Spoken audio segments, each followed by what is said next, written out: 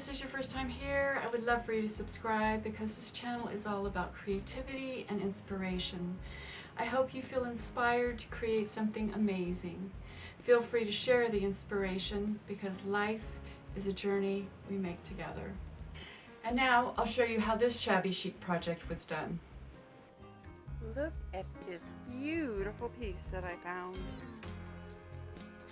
I'm gonna shabby chic it. It's gonna be awesome. But first I have to paint it. A lot of wood detail. The shabby chic is really gonna show. It's a really, really cool piece.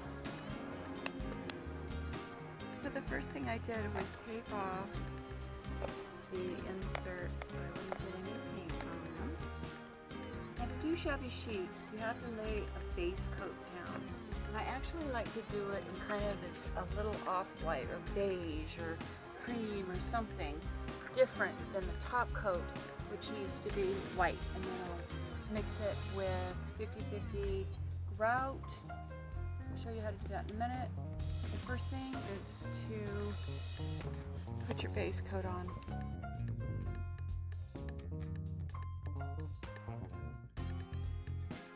Now I think with the second coat, if you're gonna shabby chic, it's just as important as the top coat because you don't want so much coverage. So, especially on the centerpiece, what I'm gonna do is give it a second coat, but just kind of lightly because I can do a lot with the top shabby chic coat. I want some of the grain to come through. I want it not to be so uniform. So I like this. So today I'm mixing up the shabby chic whitewash that I use. And how I do this is I use the non-sounding grout. Nice bright white is really great, and I actually like to use flat.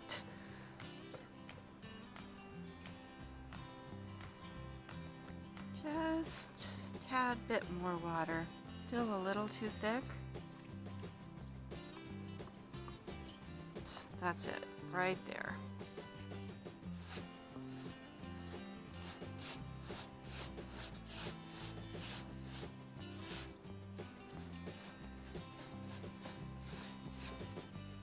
Going to dry lighter, and it's going to dry with that shabby chic chalky feel that we all love.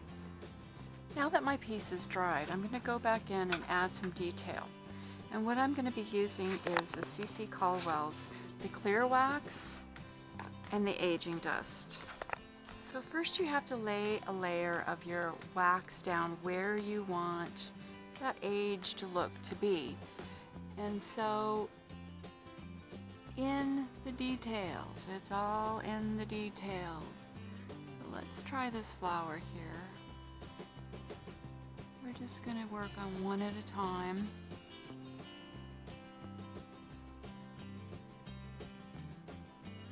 But the real trick is not adding too much of your aging dust.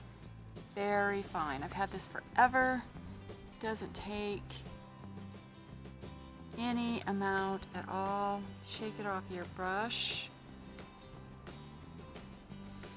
And just mimic kind of what was there. There we go. A little bit more. Now you're going to have some of the wax and the aging dust on. Now if you want kind of more of a smoky effect, you need a thicker brush. If you want just the outline, go for a thinner brush. In this case, I'm kind of trying just to blend a little bit for this flower. Might go back in with a finer brush. Just kind of want it to blend a little bit right in there.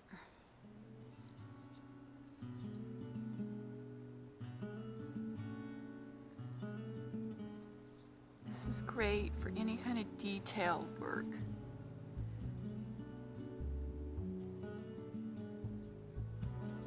If you have any type of mirror image like I do on this piece, my suggestion would be do exactly the same on the other side so that they will look the same.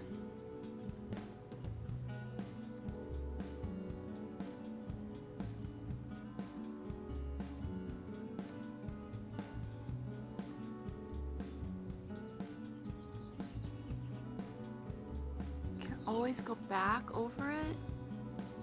It's a little harder to take off. So I would suggest going easy and building up to how much you want to add. So I've switched over to a smaller brush.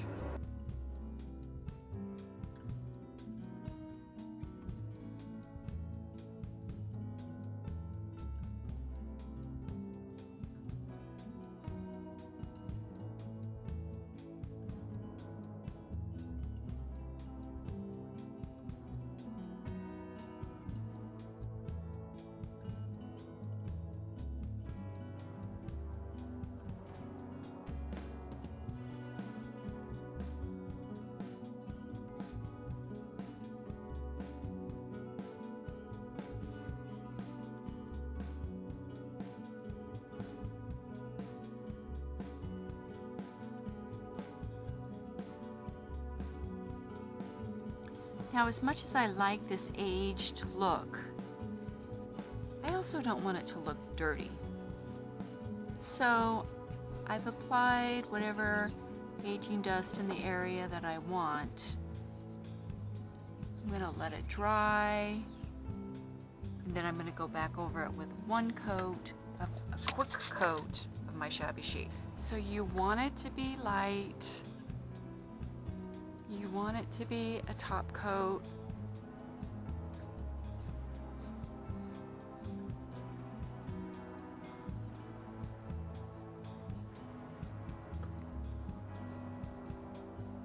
If it gets in some of the areas, that's okay.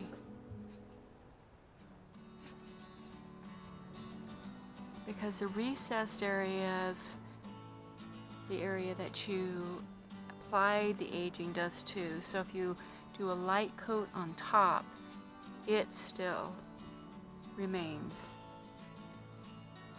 And there you have it. Love it. A little bit more here, a little bit more there. Awesome.